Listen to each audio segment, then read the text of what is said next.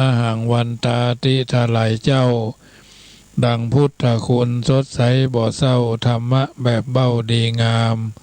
กับสังฆรัตรวมแล้วเป็นสามอัญจุลีงามไหวสาเนอเจ้าไหวสาเนอเจ้า10 นิ้วกราบแนบใต้ไหวสาปารมีธรรมในครูบาอาจารย์พระมหาเถรานุเถระท่านเจ้าคณะพระสังฆาธิการทุกรูปทุกตนขอความสุขความสวัสดีในธรรมะแห่งองค์สมเด็จพระสัมมาสัมพุทธเจ้าจงมีแก่บรรดาศรัทธาสาธุชนท่านผู้ฟังทุกท่านที่มีโอกาสเปิดเครื่องรับฟังรายการเสียงธรรมก่อนรับตาตั้งสถานีวิทยุเพื่อการศึกษาพระพุทธศาสนาและวัฒนธรรม FM ความถี่ 104.50 เมกะเฮิรตซ์วัดฝายหินตำบลสุเทพอำเภอเมืองจังหวัดเชียงใหม่รายการเสียงธรรมก่อนรับตานำเสนอให้ญาติโยมสาธุชนได้ยินได้ฟังทุกเมื่อค่ำยามแรงของแต่ละวันเว้นวันศุกร์ทุ่มเช้าถึง2 ทุ่มโดยประมาณรายการนี้อาตมาภาพพระมหาประสิทธธรรมาภินันโทเผยแผ่ธรรมในนามของคณะสงฆ์หน่วยอบรมประชาชนประจำตำบลมะกอกเบอร์โทรศัพท์0861875325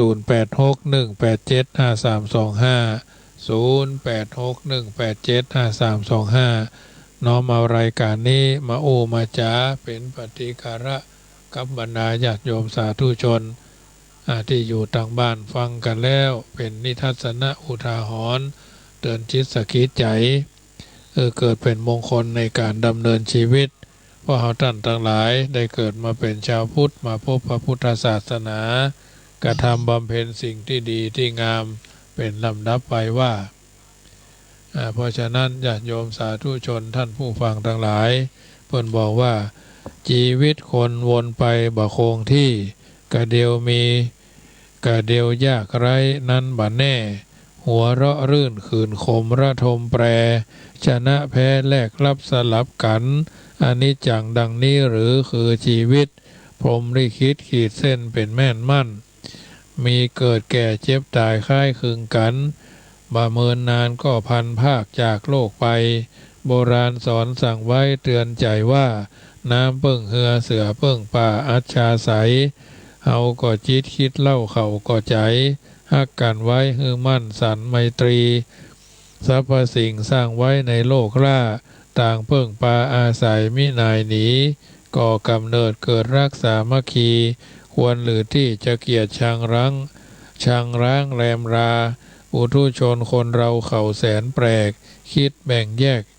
ยศศักดิ์กันนักหนาเทพองค์เดียวเหนียวหรือคือเงินตราลืมนึกว่าชีพนี้บ่อจีรังถึงร่ำรวยจำเริญเงินล้านแสนหรือยากแค้นจนยิ่งไร้สิ้นหวังผลสุดท้ายกายเล่าเน่าผุพังทุกเรือนร่างหนีบ่พ้นเชิงตะกอนอันนี้เพิ่นกล่าวเอาไว้ก็ก้อนไกลเอามาเป็นนิทัศนะอุทาหรณ์เตือนจิตสะกิดใจให้บรรดาญาติโยมสาธุชนที่อยู่ทางบ้านนำไปเป็นข้อพินิจพิจารณาในการดำเนินชีวิตของเฮาทุกคนทุกท่านนำทำคำสอนในทางพระพุทธศาสนาเป็นยาใจให้ทุกคนได้นำไปคิดพิจารณาปรับปรุงเปลี่ยนแปลงแก้ไขในการดำเนินชีวิตของเฮาท่านทั้งหลายทั้งนี้ทั้งนั้นเพราะพุทธศาสนิกชนพุทธบริษัทมีสิ่งที่อันยึดเหนี่ยวอันที่ทำเมื่อเฮาท่านทั้งหลายได้คิดได้พิจารณาเป็นลำดับไป 84,000 พระธรรมขันธ์เฮาสามารถรังสรรค์เลือกสรรเอาสิ่งที่ดีที่เป็นมงคลเพราะเฮาท่านทั้งหลายจะต้องต่อสู้อุปสรรคขวากน้ำนาประการทั้งสิ่งที่พอใจบ่พอใจก็มีมากมายหลายประการวันนี้พระกันก็เป็นวันพุธญาติโยมวันพรุ่งนี้ก็เป็นวันพระวันศีลเนาะเป็นวันที่เฮาท่านทั้งหลายจะอาจจะไปวัดไปว่าไปวัดใกล้บ้านของเฮาก็ได้ถือว่าทุกสิ่งทุกอย่างนั่นจะเป็นการสร้างเสริมเพิ่มเติมเพื่อเฮาท่านทั้งหลายได้ เข้าใจในหลักธรรมในการดำเนินชีวิตเพราะฉะนั้นการดำเนินชีวิตของเรานั้นจะต้องมีสติสัมปชัญญะหิริและก็ความละอายต่อกายต่อใจเป็นประการต่อมาสติมืดไปใจก็มืดมัวเปิ่นบอกว่าสติเป็นคุณธรรมสำหรับรักษาตัวช่วยให้รอดพ้นจากพยันอันตรายความวิบัติทั้งปวงดังท่านจึงกล่าวเอาไว้ว่าสติเป็นธรรมมีอุปการะมากสติหมายถึงความระลึกได้บ่เผลอไผนะบ่เผลอไผบ่หลงลืมเนาะบ่เผลอไผบ่หลงลืมในการที่จะชุกคิดนึกขึ้นมาได้ถึงสิ่งที่ทำถึงคำที่อู้เอาไว้ก่อนและสิ่งที่จะทำคำที่จะอู้ต่อไปตรงกันข้ามกับอาการที่เรียกว่าลืมนึกหรือเผลอไผเป็นธรรมสนับสนุนให้เกิดความตื่นตัวกระตือรือร้นกระชับกระเฉงคอยกระตุ้นเตือนให้บ่ฮื้อหลงบ่มัวเมาบ่ยึดติดบ่ยึดติดสติมีลักษณะที่สำคัญอยู่3ประการระลึกได้ก่อนที่จะทำก่อนที่จะอู้2หูจักยั้งคิดบ่ผีผามทำหรืออู้ไปโดยบ่ระวัง3จดจำสิ่งที่ทำคำที่อู้ไว้แม้จะเมินจะนานมาแล้วดังนั้นท่านจึงกล่าวว่าเป็นธรรมมีอุปการะมากเป็นเหตุให้คนเฮาบ่เผลอเรอบ่หลงลืมและเป็นเหตุให้ทำอันยังบ่ผิดพลาดบกพร่องแม้จะผิดพลาดบกพร่องไปพร่องก็กลับได้สติรู้ตัวว่าผิดพลาดก็สามารถกลับตัวกลับใจเลิกละบัติธรรมต่อไปคนเฮาถ้าควบคุมสติไว้ได้เมื่อจะทำจะอู้อันยังก็อยู่ในร่องรอยบ่ผิดพลาดบกพร่องทำให้สำรวมระวังประพฤติตัวในให้สมฐานะหากขาดสติมีสติมืดบอดไปก็หลงไหลเผลอไปตามอารมณ์เพราะใจขาดการควบคุมใจจึงมืดมัวอึดอันยังก็สับสนบ่เป็นไปตามปกติทำอันยังอู้อันยังก็ผิดเพี้ยนจากสิ่งที่ผิดเพี้ยนจากปกติยิ่งถ้าเป็นเรื่องโลกียะวิสัยของชาวบ้านหากคุมสติบ่อยู่ก็ตะเลิดเปิดเปิงมืดบอดไปตามคันลองของโลกียะวิสัยมืดมนไปตามคันลองทำให้เสียงานเสียการเสียเวลาและเสียผู้เสียคนไปมากต่อมากแล้วยิ่งในเรื่องของกามคือความใคร่ได้ใคร่มีใคร่เป็นเรื่องของกามอารมณ์ซึ่งเป็นเรื่องที่ทำให้จิตใจอ่อนไหวคล้อยตามได้ง่ายหากขาดสติควบคุมปล่อยใจไปตามความต้องการก็จะทำให้เสียหายถึงขั้นร้ายแรงความมากในกามคุณความบ่อิ่มในกามสังวาสบ่เลือกแม้ว่าผู้ที่ตนต้องการจะมีกู้แล้วบ่มีกู้แล้วนะถ้าเป็นไปด้วยขาดสติแต่บางทีบางครั้งเราต้องมีตามเหตุตามผลตามเรื่องที่จะดำเนินไปได้เป็นไปตามปรารถนาย่อมทำให้เราเร่าร้อนดิ้นรนหาทางให้สมปรารถนาแม้จะต้องทำบาปกรรมรุนแรงอย่างใดก็ยอมทำอย่างหลงลืมสติขอให้ตนสำเร็จความสมหวังเป็นปออาการอย่างนี้บ่ใช่เกิดเฉพาะแก่คนธรรมดาทั่วไปเท่าอันแม้เป็นพระเจ้าแผ่นดินแล้วก็ยังตกอยู่ในวังวนนี้ทั้งที่มีพระมเหสีอยู่แล้วแต่ก็ยังปรารถนากู้ครองของคนอื่นและทรงดิ้นรนเดินเกมเพื่อกำจัดกู้ครองของหญิงที่ทรงปรารถนาเป็นเรื่องอันเหลือเชื่อว่าจะเป็นไปได้แท้กาบ่ได้กาเพื่อเป็นกรณีศึกษาท่านจึงบันทึกเรื่องนี้เป็นหลักเป็นฐานไว้ในคัมภีร์ว่าเรื่องเกิดขึ้นที่เมืองสาวัตถีสมัยหนึ่งพระเจ้าประเสนที่โกศลพระราชาแห่งเมืองสาวัตถีทรงจ้างเผือกล้วนเจือกหนึ่งเสด็จกระทำประทักษิณพระนครด้วยอานุภาพยิ่งใหญ่เมื่อเสร็จอย่างนี้แล้ว เราราชบุรุษต่างก็ขับไล่ผู้คนให้หลีกพ้นต่างเสด็จประชาชนต่างได้ชมพระบารมีพระเจ้าอยู่หัวกันทั่วหน้าที่ถนนแห่งหนึ่งมีแม่หญิงงามหนึ่งนางซึ่งมีสามีแล้วได้แง้มหน้าต่างชั้นบนปราสาทแอบชมพระบารมีพระเจ้าแผ่นดินเมื่อหันแล้วก็ลบไปขณะนั้นพระเจ้าประเสนที่โกศลทรงเรือพระเนตรขึ้นไปทรงหันนางพอดีทรงปรากฏแก่พระองค์เหมือนดวงจันทร์ในวันเพ็ญลอยหายไปในกลีบเมฆทรงมีพระหฤทัยปฏิพัติในหญิงคนนั้นกระทันหันเป็นหนึ่งถึงอาการพัดตกจากคอจ้างรับสั่งให้ใส่จ้างปิกไปพระราชวังทันทีจากนั้นได้ส่งราชบุรุษอามาตย์คนสนิทคือไปถามหาหญิงคนนั้นที่มีสามีแล้วหรือยังอามาตย์นั้นได้ไปที่ถนนนั้นถามถึงหญิงคนที่อยู่บนชั้นปราสาทได้ความว่าหญิงนี้มีสามีแล้วจึงกลับมากราบทูลรายงานพระราชาเมื่อทรงทราบเรื่องเช่นนี้แทนที่จะทรงคลายปฏิพัติในนางคนนั้นกลับทรงมีพระหฤทัยเร่าร้อนเก่ากว่าเก่าซับสั่งให้ไปตามตัวสามีนางมาเพื่อเข้ามาแล้วรับสั่งให้รับราชการเป็นผู้พิทักษ์พระองค์แม้เขาจะปฏิเสธก็บ่ทรงยอมพร้อมทั้งพระราชทานโล่และอาวุธแก่เขา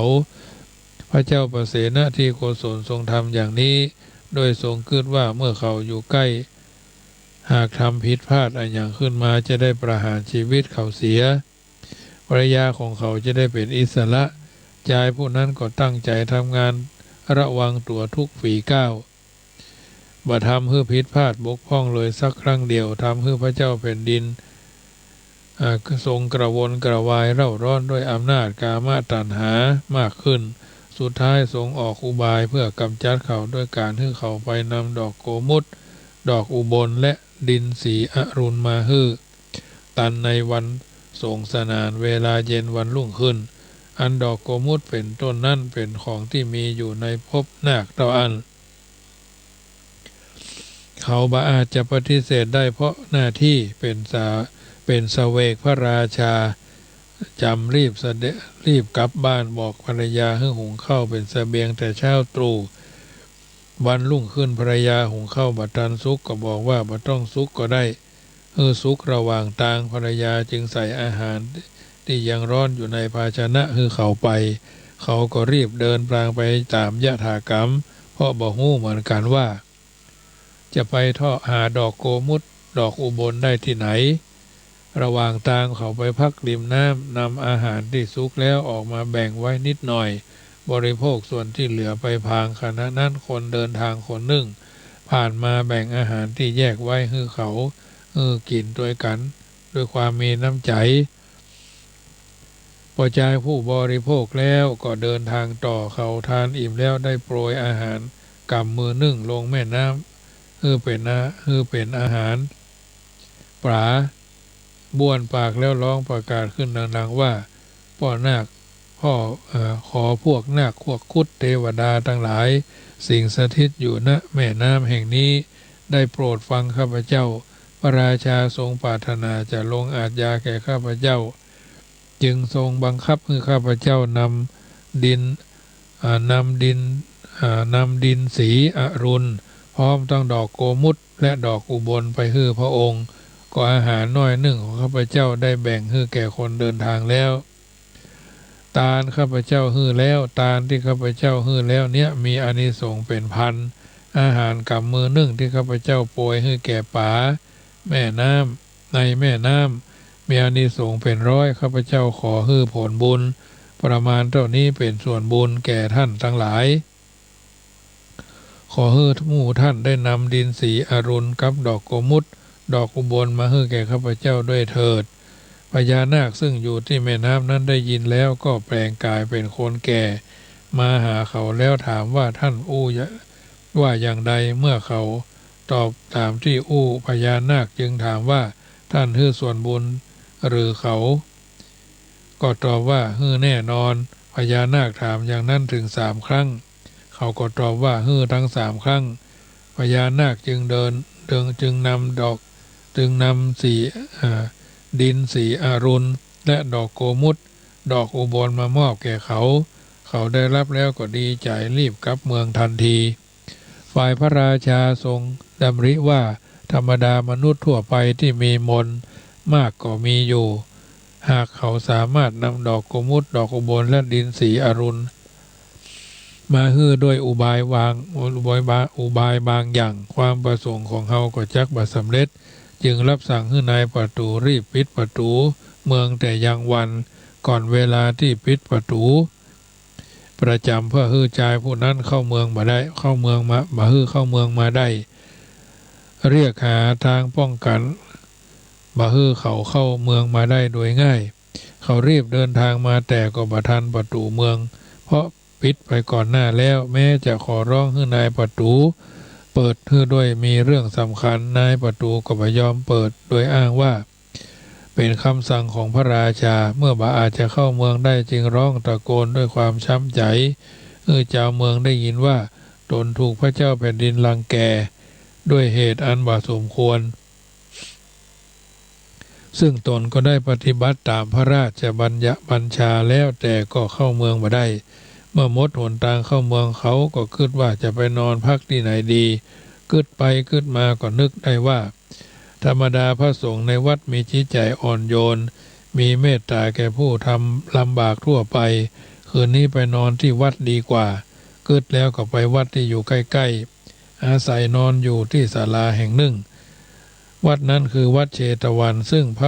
ะบรมศาสดาประทับอยู่บรรดาธรรมดาของสัตว์โลกในเวลาที่จะได้รับความสุขมักบ่ทราบบ่สนใจว่ามีวัดอยู่ตรงไหนบ่ได้ให้ความสำคัญแก่พระสงฆ์ว่าเป็นอยู่อย่างใดต่อเมื่อได้รับความทุกข์ยากลำบากตึงกายตึงใจก็จะไปขอความสุขจากวัดจากวาจากสำนักสงฆ์จึงคิดได้ว่ามีวัดมีพระสงฆ์ที่คอยให้ความช่วยเหลืออยู่และก็ดันด้นไปเพิ่งพาอาศัยชายคาผู้นั้นฝ่ายพระเจ้าประเสนาธิโกศลคืนนั้นก็บ่ได้ทรงบรรทมรับทรงรำพึงถึงหญิงคนนั้นอยู่ความรุ่มร้อนด้วยอำนาจกามราคะรบกวนตลอดเวลา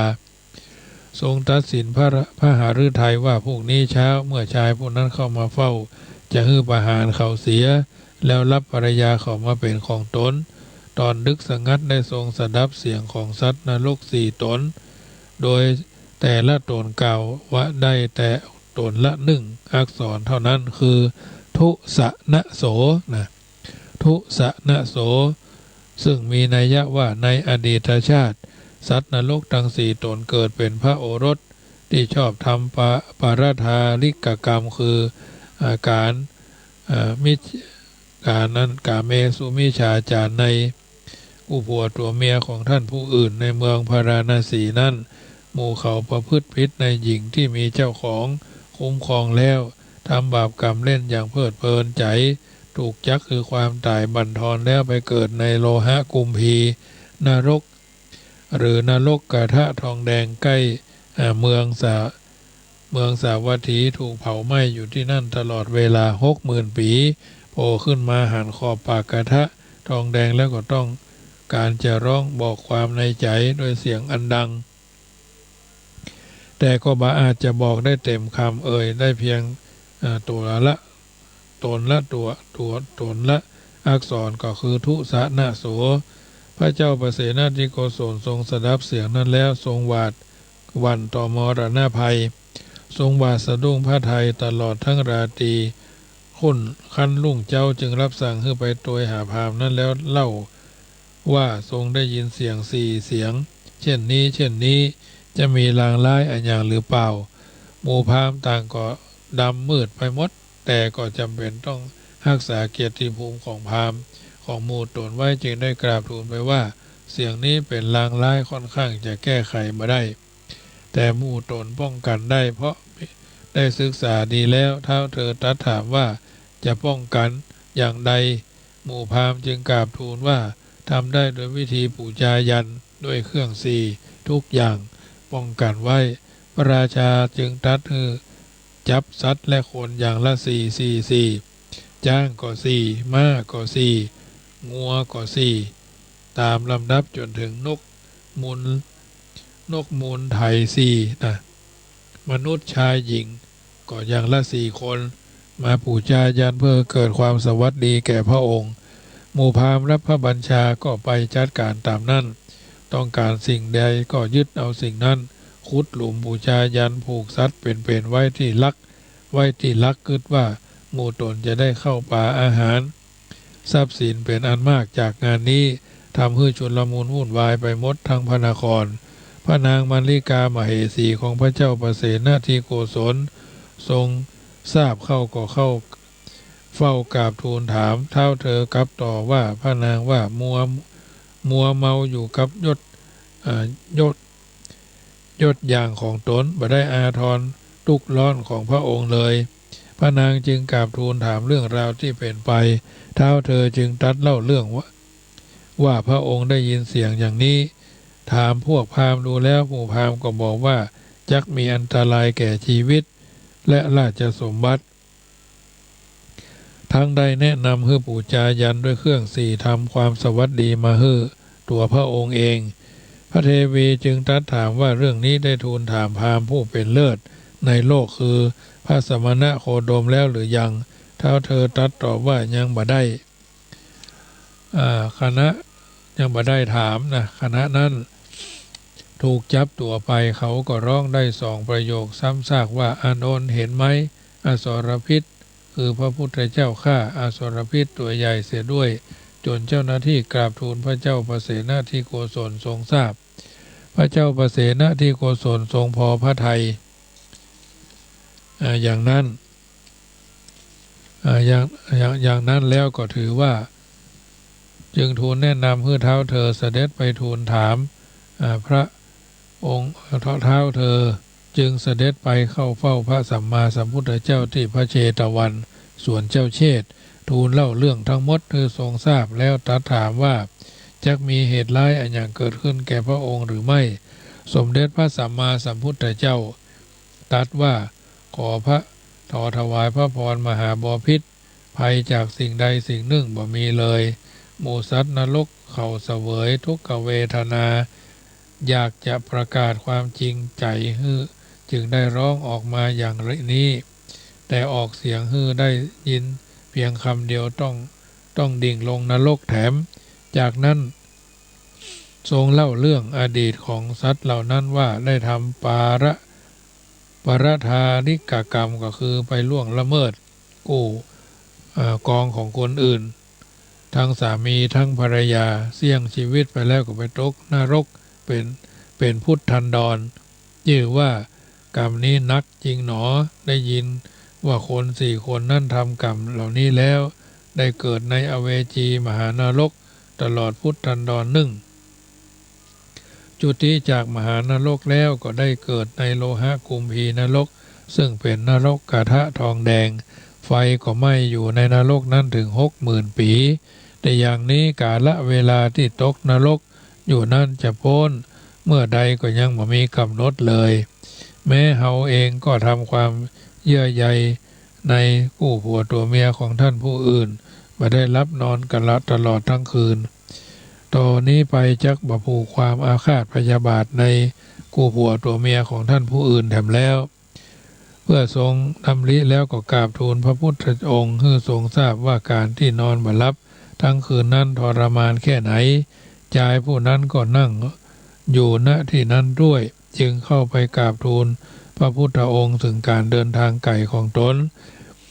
พระเจ้าประเสนที่โกศลเสด็จกลับแล้วรับสั่งให้ปล่อยคนและสัตว์ทั้งปวงที่ผูกไว้เพื่อรอปูชายันผู้คนเหล่านั้นทั้งชายหญิงต่างก็ดีใจ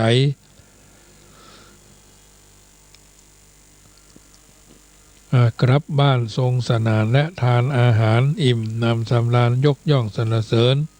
พระนางมัลลิกาเทวี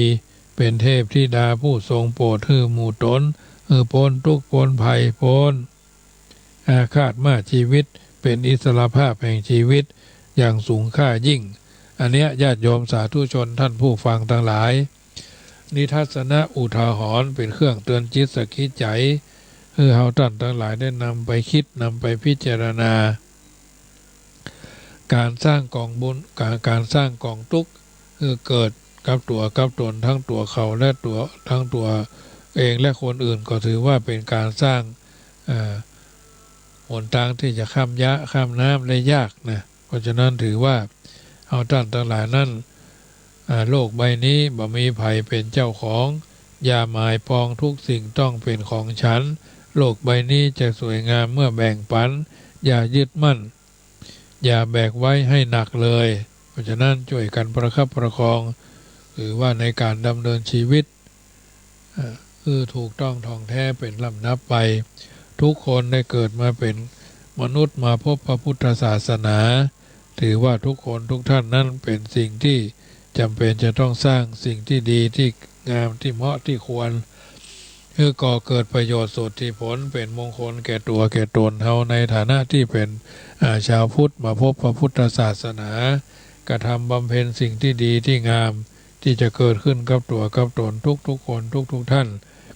วันจึงบอกว่ามีประทีปเป็นเครื่องมือส่องเดินทางทั้งกลางวันและกลางคืนมีธรรมะเป็นเครื่องมือส่องเดินทางตลอดเวลาทั้งมีแสงไฟและบ่มีแสงไฟ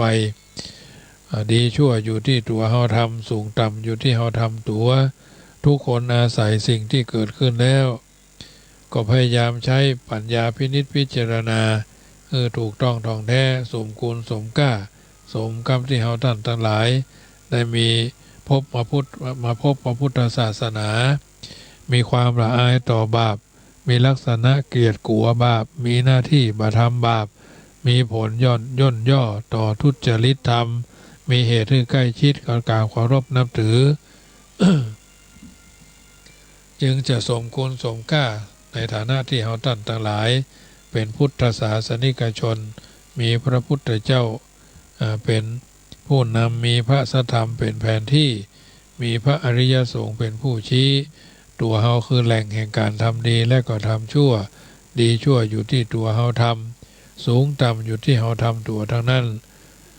เพราะฉะนั้นถือว่าพุทธศาสนิกชนต้องศึกษาเรื่องต่างๆเหล่านี้ทำบุญเพิ่นบอกว่าทุกคนต้องผ่านชีวิตนี้มาพ่องผ่านชีวิตอย่างใดทำบาปทำบุญนักน้อยด้วยกายกรรมวจีกรรมมโนกรรมหรือบางทีบางครั้งอาจจะกระทบกระทั่งคนผู้ใดไผผู้หนึ่งมากน้อยแค่ไหนเราก็ถือว่าสิ่งที่เขาได้ทำไปแล้วอาจจะปรับปรุงเปลี่ยนแปลงแก้ไขทุกสิ่งทุกอย่างเป็นของมาแน่บ่ของบ่จีรังยั่งยืนเป็นของที่เกิดขึ้นในเบื้องต้นแปรปรวนในท่ามกลางและก็ล่มสลายในที่สุดถือว่าสิ่งเหล่านี้เป็นความสุขก็มีนักเป็นความทุกข์ก็มีหลายนะสุขทุกข์อยู่ที่ใจไม่ใช่หรือถ้าเฮาถือก็เป็นสุขเป็นทุกข์บ่สุขใสนะถือว่าทุกสิ่งทุกอย่างนั้นเป็นเรื่องเตี้ยเป็นเรื่องที่เฮาท่านทั้งหลายได้ผ่านกันมาบางอย่างก็เป็นเรื่องที่เฮาได้ทำแล้วเกิดความเป็นประโยชน์เราพึงระวังโจรและก็มาหาโจรที่มันจะปล้นชีวิตเฮามาหาโจรปล้นชีวิตเพิ่นมีอย่างพ้องเพิ่นบอกว่ามาหาโจรปล้นชีวิตคือคนติดคาสิโนการพนันใครภัยขันสู้ย่อมไปสู่ซึ่งความจนทุกข์ยากมามากคนเพราะตนเล่นบ่พอบ่เว้นวายทรัพย์สินหมดสิ้นตัวสิ่งสารสัตว์กี่ตัวก็ต้องขายลูกเมียบ่เสียดายขายจนวอดบ่รอดตนถูกไฟไหม้หลายเตื้อยังพอทนถูกโจรปล้นหลายครั้งยังทนไหวเสียการพนันนักเสียลักชัยเสียนาไร่ร่อยหรอต้องขอทานการพนันป่นปี้ปั้นคนการพนันปั่นคนให้ป่นปี้เสียราศีเสียลักเสียลักเสียฐานเพราะโลภมากอยากได้บ่ประมาณจุงวิจารณ์จำไว้ใส่ใจนะถือว่าเป็นสิ่งที่เฮาท่านทั้งหลายต้องนำไปพิจารณาถูกต้องท่องแท้สมคุณสมก้าที่เฮาท่านทั้งหลายเป็นพุทธศาสนิกชนมีเป็นผู้รู้เป็นผู้ตื่นเป็นผู้เบิกบานหูคุณของพระพุทธเจ้าหูคุณของพระธรรมเจ้า ฮู้คุณของพระอริยสังฆเจ้าฮู้คุณของพ่อของแม่ฮู้คุณของครูบาอาจารย์สิ่งต่างๆเหล่านี้เป็นสัจธรรมความจริงที่เกิดขึ้นในตนตัวของแต่ละคนแต่ละท่านน้ำธรรมคำสอนเหล่านี้ฟังกันวันละนิดฟังกันวันละหน่อยฟังกันไปเรื่อยๆฟังแล้วเอามาคิดพิจารณาก็เป็นกำลังใจให้ทุกคนทุกท่านและก็มันพิจารณาว่าเอาเกิดขึ้นในเบื้องต้นเกิดมาแล้วดีเพราะว่ามีบุญอยู่อย่างมีคุณจักไปก็มีทุน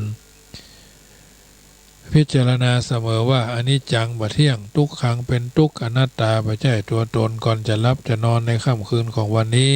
เราได้ทำดีมากน้อยแค่ไหนได้กำไรเสมอตัวขาดทุน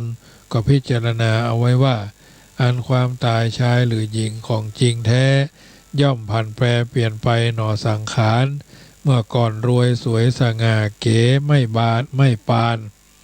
พออยู่นานความสวยก็โรยราเพราะว่าหญิงหรือชายร่างกายนั้นย่อมจะผ่านเปลี่ยนไปตามวิถีผมเคยดำกับขาวเหมือนสำลีตาเคยมีมองเด่นหันแต่ไกลพอทุกอย่างเปลี่ยนไปบ่เข้าท่าตาก็ฝ้ามัวฟางเลือนจางหายหน้าเคยขาดพุทธพองเป็นยองใยก็เคยกลายเป็นหันเป็นตีนกาก็จะกลายฮื้อหันเป็นตีนกาพออายุย่างเข้า56ทั้งตีนนกตีนกามาฮื้อหันหนังก็เหี่ยวฟันก็ห่างทุกอย่างเป็นทั้งเส้นเอ็นมันก็หดหมดเรี่ยวแรงจะเดินไปไหนก็ต้องใช้ไม้เท้าเกาะเดินเรียบเลาะเกาะไปตามข้างฝาโปร่งเหียเตอะอนิจจังสังขาราถึงเวลาอยู่บ่ไหวต้องไปเองฟังแถมรอบเนอะอันความตายชายหรือหญิงของจริงแท้ย่อมผันแปรเปลี่ยนไปหนอสังขารเมื่อก่อนรวยสวยสง่าเก๋บาปานพอบ่นานความสวยก็รวยราบอกว่าหญิงหรือชายร่างกายนั้นย่อมจะผันเปลี่ยนไปตามวิถีเคยผมดำกับขาวเหมือนสำลีตาเคยมีมองเด่นหันแต่ไกลทอทุกอย่างเปลี่ยนไปบ่เข้าท่าตาก็ฝ้ามัวฟางเลือนจางหายหน้าตาเคยขาดผุดผ่องเป็นยองใยก็จะกลายฮื้อหันเป็นตีนกาพออายุย่างเข้า56ทั้งตีนนกตีนกามาฮื้อหันหนังก็เหี่ยวฟันก็ห่างทุกอย่างเป็นทั้งเส้น